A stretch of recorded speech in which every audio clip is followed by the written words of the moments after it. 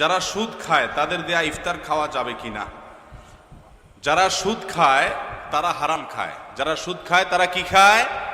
হারাম খায়।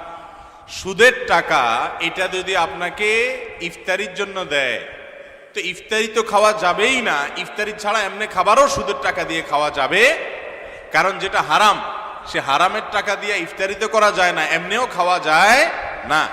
যার কারণে আপনি যদি জানেন কেউ আপনাকে 50টা টাকা দিছে, 100টা টাকা দিছে, এই টাকাটা কিসের টাকা? সুদের টাকা। তাহলে এই সুদের টাকা এটা দিয়ে যদি আপনাকে এমনি একবেলা খানা খেতে দেয়, আপনি জানেন সুদের টাকা দিয়ে দিছে, তাহলে ওটা খাওয়া আপনার জন্য কি হবে না? হালাল হবে না। ওইটা আপনি ওই ব্যক্তিকে ফেরত দিয়ে দিবেন, তাকে ফেরত দিয়ে দিবেন। আর যদি ফেরত দিলে ঝামেলা হয়, অন্য কোনো গরিব দুঃখীকে দান করে দিবেন। যদি আপনি নিজে গরিব দুঃখী না হন, অন্য কোনো গরিবকে দান করে দিবেন। আর ইফতারি করার তো কোনো প্রশ্নই ওঠে